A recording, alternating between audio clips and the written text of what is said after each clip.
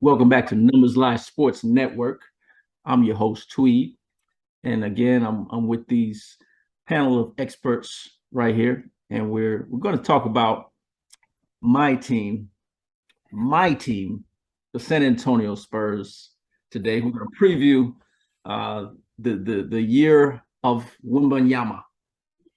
Victor Wembanyama is All right, what yes. overseas. Spurs last in the league. Who next? Who got the That's it. Spurs? So not much to really talk about this year. So Keldon Johnson already has a shoulder injury, right? Yeah. Am I correct? Okay. Yeah. So we got him. Lonnie Walker gone. Johnny Walker gone. Dejounte Murray gone. Murray gone for nothing. Absolutely nothing.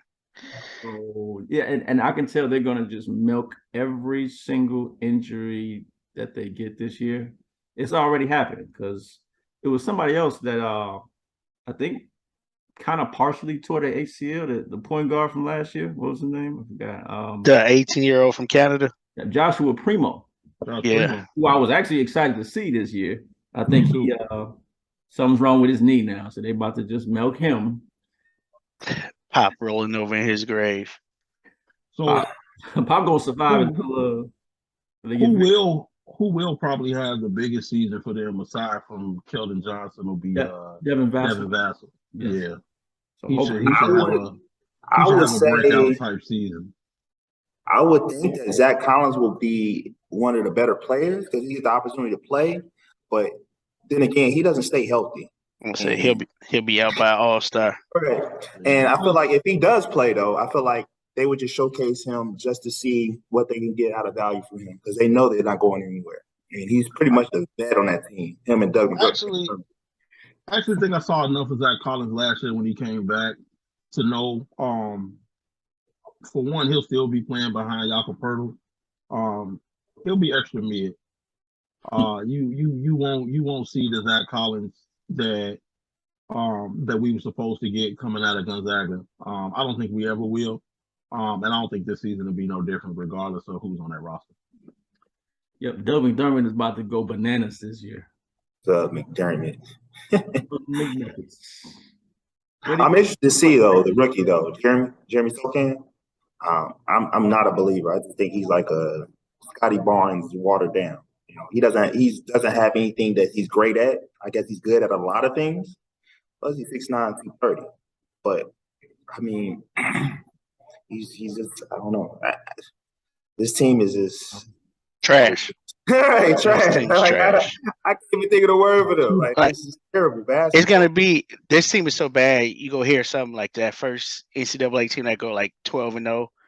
It's gonna start the debates like, damn, could Kentucky beat the Spurs this year? Like that's how bad the Spurs are this year. So this is our 1996 era right now. This is our 96, 97. You looking for Tim Duncan to walk through the door? I already know. No. 2.0, baby. So I'm not even gonna say it's that because y'all still had the Admiral. Facts. Y'all ain't got like I don't think he was playing. Yeah, he was hurt, but exactly. He was coming off an injury. Yeah, but y'all don't even got that. Like that's what I'm saying. Like, no matter what, there's nothing else for like if Tim Duncan came there with nobody else, the Spurs wouldn't have been the Spurs. We can retool. We can retool. Are you gonna watch all the Spurs games this year? Honestly, maybe not all of them, just because of scheduling conflicts. But yeah, I'll definitely be watching Doug McDermott and Jakob Poeltl. What jersey you getting this year? You got to get a jersey if you're a real fan. Get a black. Get a Primo. I was thinking about getting a DeJounte Murray jersey, but that's done. But so I want to just talk about Victor Wembanyama though. Last night, him and what's the name of the point guard he went up against? Scoot Henderson. School. That was an amazing game. I caught it tail end of the second quarter on until the end of the game. It did not disappoint. All of the stars were there: Chris Paul, Devin Booker, and Boogie, and they did not disappoint in Vegas. Now it was funny. While Victor looked like he might have outplayed him a little bit, I feel like Scoop kind of He outplayed. held his own. He definitely held his own for sure. I think outplayed him, but Victor, in my mind, that was my first time watching a full or somewhat full game of Victor, and he's special. Even though Scoop obviously is cold, he's going to be a great point guard in the NBA. I think I can see why he's very talented. Victor is special. Just the things he was doing. Like, I know he can't necessarily back people in, and he a little light in the ass, and he gotta definitely put on some pounds. What he did in the post, he has moves, and he did one little move against some dude and hung in the air and did a little Michael Jordan type. And that you don't really see that from a lot He of got big. an amazing touch to be his size. His touch is ridiculous. Like Even at the free throw line, he's not even touching the rim with the ball. Like it's going straight net. And it got it. Now here's my follow-up question. Like I get all that. He's special and all that. Very special. Can he do that with the likes of KD guarding him? Can he do that with the likes of Kawhi guarding him? The Jason Tatums of the world? Because he has played a four. I think so. Let's put in perspective. Yeah. So you think he going coast to coast on basically an old school small forward? Oh, he's gonna definitely take his lumps when he gets to the league. He's gonna get ripped up. He's gonna all of that. What you're getting at, Juwan, sure. what you're getting at, Juwan, is gonna take conditioning and gaining weight. Same thing that Chet needs to do. Same thing that Chet needs to do. I think it's different only because Chet has the ability to take advantage of whichever mismatch he has. Whether it's a smaller player, like a more agile player, I think he has the ability to go to the post. And I think if it's a bigger player, I mean, I've seen it. And if it's a bigger player guarding him, he has the ability to step out. So Chet can post up. I thought he was a little light as well. He is light, but he's physical. I get he's lightweight, but he's physically stronger than Victor. At this point, sure. They're the same age. Like you make me seem like Chet 24.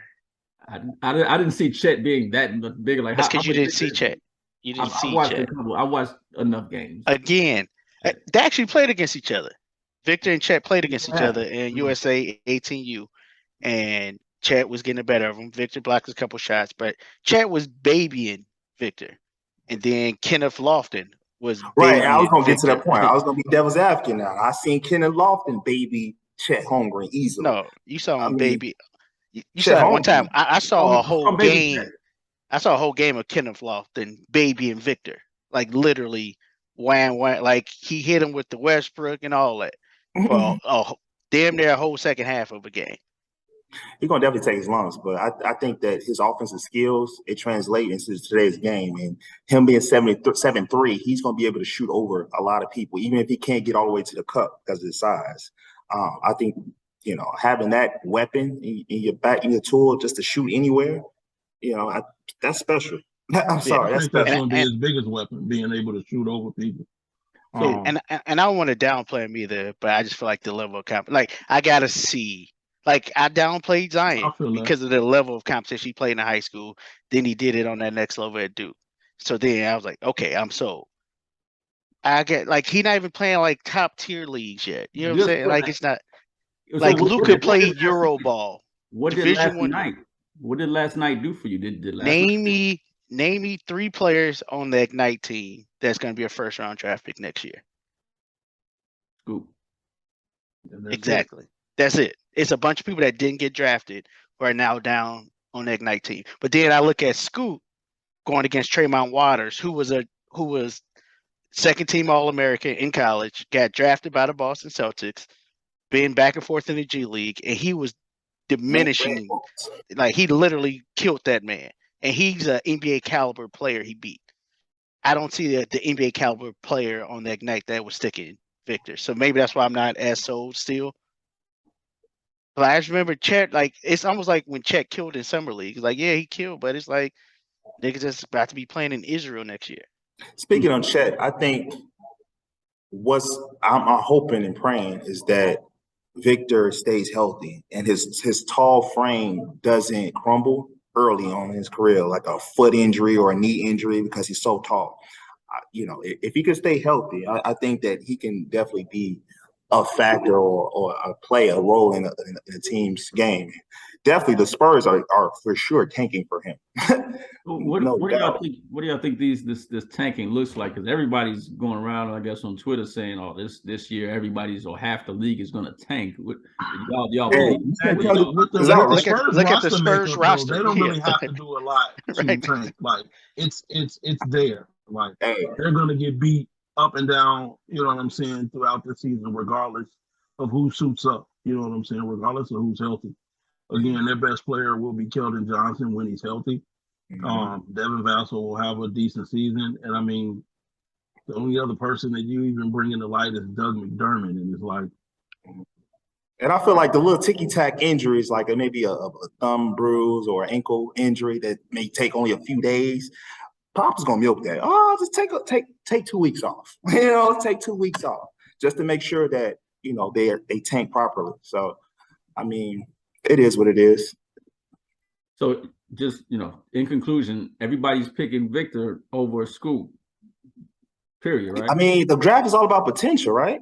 Like, Scoot is better right now than Victor to me, but Victor's potential is through the roof. You can't teach 7'3". You can't teach that touch that he has at that size.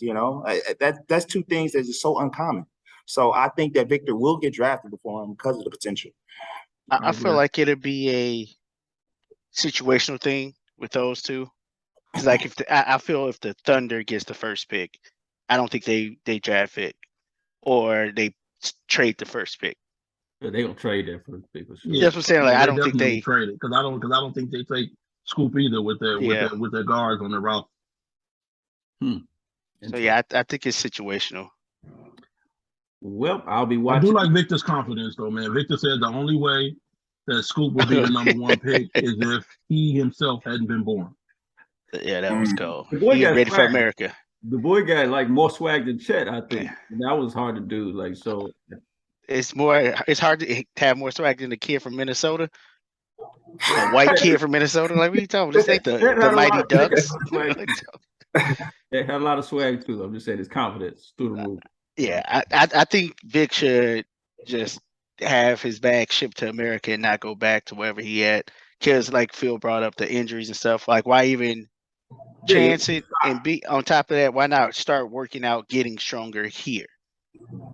Yeah, his stock is through the roof now, so might as well just milk this one over here. That's like that Trey Lance. Trey Lance played one game his senior year, and they shut the season down. Like literally only played one game, got his stock at the highest it could be, and then he was done.